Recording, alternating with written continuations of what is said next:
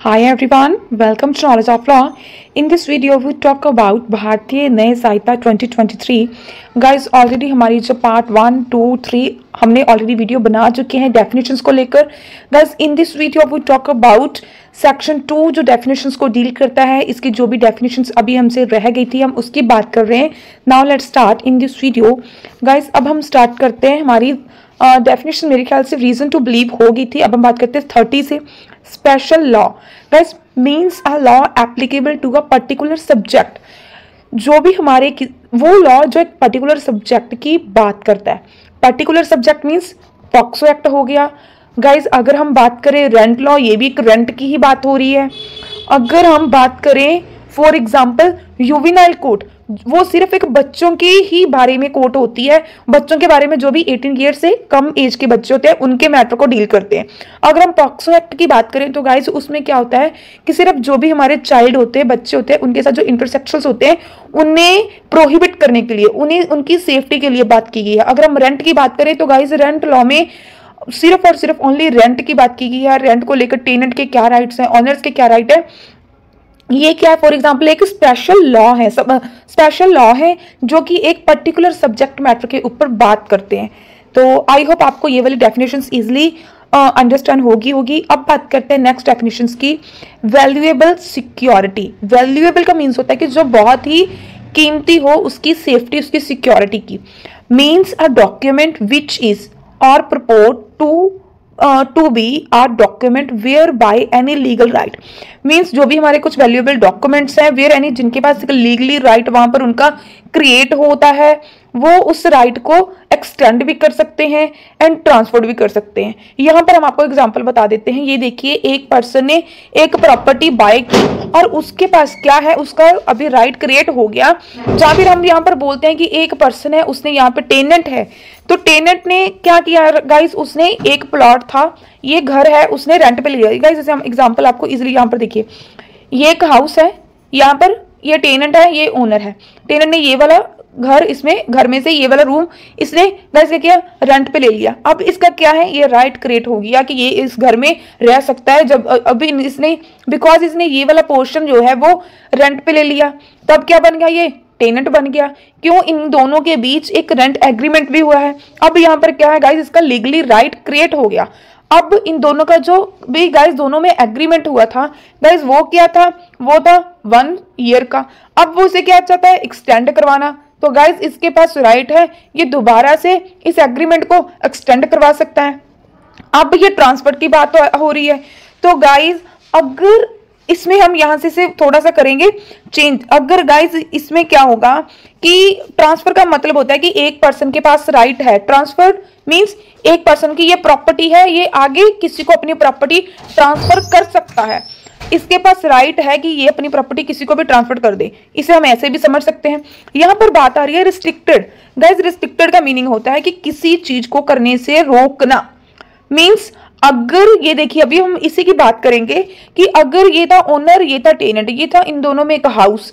तो guys tenant ने house पर क्या किया था, इसने इस हाउस को रेंट पे लिया था. तो इस दोनों के बीच एग्रीमेंट हुआ था. तो गाइस एग्रीमेंट होने के बाद 1 साल का एग्रीमेंट हुआ था. उस एग्रीमेंट से पहले 1 साल से पहले जो ओनर है गाइस, ये टेनेंट को इस घर से नहीं निकाल सकता. ये एक रिस्ट्रिक्टेड है. जब तक इसका गाइस ये एग्रीमेंट कंप्लीट नहीं होता 1 साल का, उससे पहले ये इसे नहीं निकाल सकता. मींस ये एक बाउंड है, रिस्ट्रिक्टेड है, या फिर इसे नोटिस देना पड़ेगा. विदाउट नोटिस इसे यहां से नहीं निकाल सकता इस घर से. अब बात करते हैं एक्सटिंग्विश्ड और रिलीज्ड. एक्सटिंग्विश का मीनिंग होता है किसी चीज को खराब करना या फिर रिलीज्ड करना. वेयर बाय एनी पर्सन, कि उसे इस चीज की नॉलेज भी है. जहां पर whereby any person acknowledge that he lies under legal liability, उस पर्सन को वहां पर एनी पर्सन एक्नॉलेज्ड है, नॉलेज है उसे that he lies under legal, कि उसकी इस चीज के अंडर लीगल लाइबिलिटी बनती है. और has not a certain legal right, उसे ये भी पता है इसके अलावा उसके पास और कोई सर्टन लीगल राइट नहीं है. तो गाइस इसे हम इलस्ट्रेशन के वे से अंडरस्टैंड करते हैं. A writes his name on the back of bill of exchange. Guys A ने क्या किया, अपना नाम लिखा बिल के पीछे, बिकॉज बिल ऑफ एक्सचेंज होना था. As the effect of this endorsement, guys उसका इफेक्ट क्या था, इसको इंडोर्समेंट करना is to transfer the right of the bill to any person, उसने उस बिल को किसी भी पर्सन के साथ एक्सचेंज करना था, ये उसका इंडोर्समेंट था, ट्रांसफर करना था। Who may become the lawful holder, उसका लॉ क्या था गाइज, उसका कोई भी और लॉ होल्डर बनने वाला था of it the endorsement is वो क्या था गाइज, अगर ए ने उसके पीछे कोई भी सिग्नेचर कर दी, उसने किसी को ट्रांसफर करना था, बिल ऑफ एक्सचेंज करना था, वो क्या था गाइज, वो भी एक वैल्यूएबल सिक्योरिटी बन जाती है जब ए ने किसी भी चेक के ऊपर अपने बिल के ऊपर अपने सिग्नेचर कर दिए, अपना नाम लिख दिया। नाम लिखना भी गाइज एक यही होता है कि आपने अपने सिग्नेचर कर दिए। आगे बात करते हैं वेसल्स की। गाइज नेक्स्ट डेफिनेशन से हमारी vessels means anything made for the conveyance by water of human beings और ऑफ प्रॉपर्टी। गाइज वेसल्स का मीनिंग यहाँ पर देखिए, कन्वेंस, कन्वेंस अगर हम नॉर्मल भी बात करें, हम बोलते हैं कि आपके पास कन्वेंस है, कन्वेंस का मीनिंग होता है कि आपके पास साधन है, साधन मीन्स गाड़ी है, कहाँ, by water of human being, आपके पास कोई भी ऐसा कन्वेंस है, सोर्स है जो कि आप पानी से, जो आपका वाटर ऑफ ह्यूमन बींग्स, आप पानी से ह्यूमन बींग जहां फिर प्रॉपर्टी को इधर से उधर कर सकते हो। ये ए पर्सन है, इसने, ये है एक लेक, इसने इस किनारे पर जाना है, यहां पर जाना है, तो इसके पास क्या है गाइस, एक यहाँ पर बोट भी हो सकती है, शिप भी हो सकता है, यहाँ पर जो हम किश्तियां बोलते हैं वो भी हो सकती है। इसे क्या बोलते हैं गाइस, वेसल बोलते हैं, जो पानी में से एक जगह से दूसरी जगह पर आपको, जहाँ किसी भी प्रॉपर्टी को दूसरी जगह पर लेके जा सके, उसे क्या बोलते हैं, वेसल। आई होप आपको इजिली अंडरस्टैंड हो जाए, हम ट्राई कर रहे हैं, I will try my best. तो देखते हैं गाइस, ये है हमारी नेक्स्ट डेफिनेशन, वॉलेंटरली। वॉलेंटरली का मीनिंग होता है कि खुद जानबूझकर, आपको उस चीज का अंदाजा है, नॉलेज है, फिर भी आप वो काम कर रहे हो। वॉलेंटरली मीन्स खुद, जब जानबूझकर हो गया, इसे ये बोल सकते हैं, a person is said to cause an effect, A ने कॉज किया, उसका एन इफेक्ट वॉलेंटरली होगा when he cause it by means whereby intended to cause it, जहां पर उसने वो कॉज किया, where he intended to cause it, जहां पर वो कॉज हो सकता, उसे इंटेंशन है उस चीज की, और by means which at the time of employing those means he know और हैड रीजन टू बिलीव, उसके पास रीजन भी है उस पर बिलीव करने के लिए, to be like cause it. जैसे हम एग्जाम्पल के साथ आपको समझाते हैं, इलस्ट्रेशन देखते हैं, डोंट वरी, इलस्ट्रेशन देखते हैं, फिर आप हमें बताना कि आपको अंडरस्टैंड हुआ। A sets fire by night at an inhabited a house in a large town for the purpose of facilitating a robbery and thus cause the death of a person। guys ये देखिए, ए है, ए ने एक house के ऊपर fire लगा दी, आग लगा दी, कहां पर लगाई, एक पर्सन के हाउस के ऊपर आग लगा दी, इन अ लार्ज टाउन, एक बड़ा टाउन है, वहां पर उसने आग लगा दी।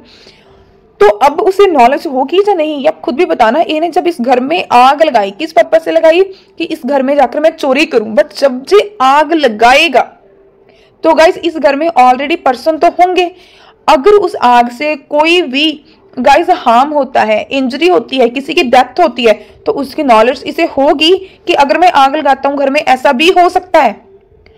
इस घर की आग मान लो पूरे टाउन में चली जाती है, उससे वो हार्म होता है, तो उसका गाइस अभी उसमें पनिशेबल कौन होगा, ए ही होगा। चाहे एक ही इंटेंशन ये वाली नहीं थी, एक ही इंटेंशन थी सिर्फ यहां पर चोरी करना, रॉबरी करना, हम चोरी भी बोल रहे हैं, रॉबरी भी बोल रहे हैं, तो गाइस उसकी सिर्फ यही इंटेंशन थी कि यहां पर रॉबरी करना, मींस इस घर में जाकर घुसकर वहां से सामान इकट्ठा कर कर बस दौड़ना, बट उसने इस घर में आग लगा दी, उसको ये नहीं, उसकी ये इंटेंशन नहीं थी कि इसमें जो, इस घर में जो लोग रहते हैं उनकी डेथ हो जाए, या फिर जो आग है वो किसी दूसरे घर में जाकर फैल जाए। तो गाइज यहाँ पर क्या है, ए ने ये कॉज किया है, हम यही मानेंगे कि ए ने ये काम, एक ही गलती है, ए ने ही किया है, ये है वॉलेंटरली मीन्स खुद जानबूझ, मीन्स जानबूझकर हो गया। ठीक है गाइस, एक बार आप देख लेना, अगर अब भी आपको कोई डाउट हो तो प्लीज आप हमें बता देना। मीन्स उसे पता था, हम तो यही बोलेंगे अकॉर्डिंग टू लॉ, उसने जानबूझकर किया, उसे अंदाजा था, जब उसे पता है कि यहाँ पर मैं इस घर में आग लगाऊंगा तो वो आग फैल सकती है, इस घर में जो लोग रहते हैं उनको भी हार्म हो सकता है। तो गाइस नेक्स्ट हम बात करते हैं, नेक्स्ट डेफिनेशन जो बात करती है विल। विल का मीनिंग होता है वसीयत। वसीयत क्या होता है, ए ये पर्सन है, इसके मान लो ये एक प्रॉपर्टी है, इसके मान लो 3 बच्चे हैं, 3 बच्चों से इसे गाइस सिर्फ एक बच्चे के, तीनों बच्चों के साथ साथ गाइस एक इसने जो कोई बच्चा है जो इसने गाइस उसे वैसे ही प्यार करता है, इसने कोई अडॉप्ट नहीं किया, कुछ नहीं किया, इस बच्चे को ये वैसे ही प्यार करता है। इस प्रॉपर्टी से अब ये क्या करेगा, एक विल बना देता है। 3 इसके ऑलरेडी बच्चे हैं, ये इसने बच्चा जो है इसे प्यार करता है, जो इसकी बहुत सेवा करता है। और ए को पता है कि अगर मेरी डेथ हो जाती है, आफ्टर माई डेथ जो मेरे बच्चे हैं इसको मेरी प्रॉपर्टी में से या मेरी किसी चीज में से कोई भी पार्टीशन जैसे राइट नहीं देंगे, इसे हिस्सा नहीं देंगे। तो ए क्या करता है, इसके 4 हिस्से करता है, एक हिस्से की जो प्रॉपर्टी है वो इसके नाम कर देता है। जीते जी जो विल है गाइस वो जीते जी ही, जीवित पर्सन ही करता है, जीवन ह्यूमन बीइंग मीन्स जो आदमी जिंदा है वो ही कर सकता है। उसके पास राइट है कि वो विल बना सकता है कि मेरी आफ्टर डेथ ये वाला जो हिस्सा है मेरे इस बच्चे को या किसी भी पर्सन को जाए। आई होप आपको इजिली क्लियर हो जाए। तो गाइस आगे हम बात करते हैं women. Women means female human being of any as. Criminal matter में यहाँ पर कहीं पर भी बात होगी वुमेन की, means human being, female human being guys, जो भी हमारी फीमेल्स होंगी उनकी किसी भी एज की हो उसे हम क्या कंसीडर करेंगे क्रिमिनल लॉ में, एज ए वोमेन। अब बात करते हैं wrongful gain, wrongful loss. Guys ये देखिए, wrongful gain means gain by unlawful means of property to which the person gaining is not legally entitled. इन लोगों ने क्या बोला है, मीन्स किसी पर्सन ने कोई चीज को गेन किया, कैसे किया, अनलॉफुल वे से, किसी की प्रॉपर्टी को, to which the person gaining is not legally entitled, but वो पर्सन लीगली इंटाइटल्ड नहीं था। अब हम एक आपको बात बताते हैं, एग्जांपल देखते हैं, उसके बाद देखेंगे रॉन्गफुल लॉस क्या है।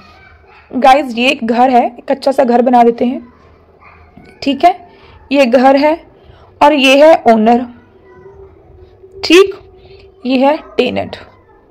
गाइज ये ओनर है घर का, दोबारा से बनाते हैं गाइज, ये देखिए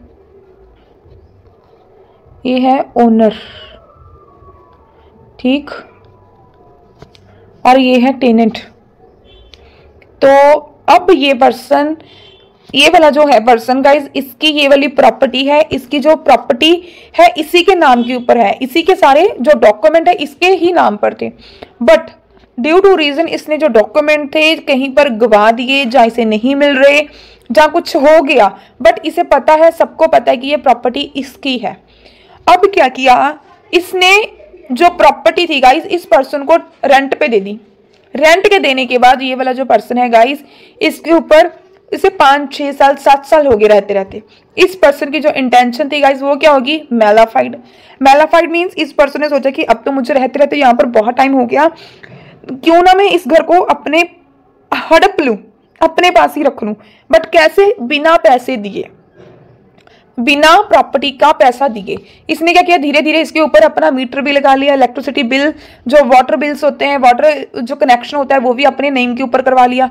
तो बस धीरे धीरे इसने क्या किया, सारे के सारे जो एफर्ट्स थे इसने ऐसे करवा लिया कि मेरे अपने नाम के ऊपर हो जाए।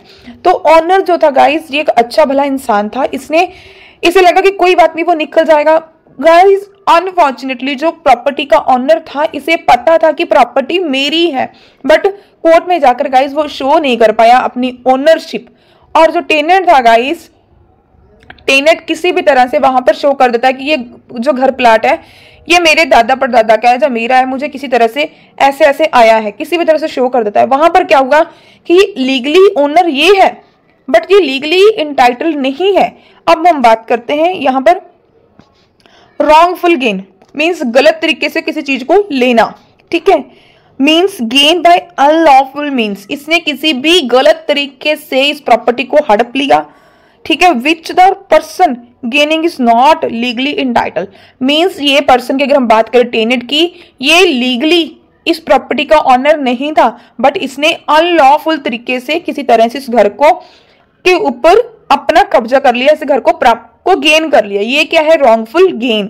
अब हम बात करते हैं रॉन्गफुल लॉस की, means the loss by unlawful means of property to which the person losing it is legally entitled. ये डेफिनेशन जो एग्जाम्पल है इसके ऊपर बिल्कुल फिट बैठती है। इन्होंने क्या बोला, means loss by unlawful means of property, किसी प्रॉपर्टी का अनलॉफुल तरीके से लॉस होना।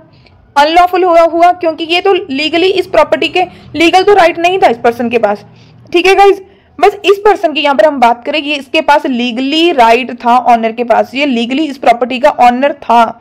यहाँ पर हम लॉस की बात कर रहे हैं, इस पर्सन के ऑनर के पास लीगल राइट था। इसने क्या किया, प्रॉपर्टी विच पर्सन लॉसिंग, इसने प्रॉपर्टी को गाइस लॉस कर दिया, जबकि ये लीगल इंटाइटल था इसी प्रॉपर्टी का, वो ऑनर था। ठीक है गाइस, आई होप आपको इजीली अंडरस्टैंड हो जाए। तो गाइस अब हम बात करते हैं नेक्स्ट पॉइंट की। गाइस ये देखिए, इसमें भी ये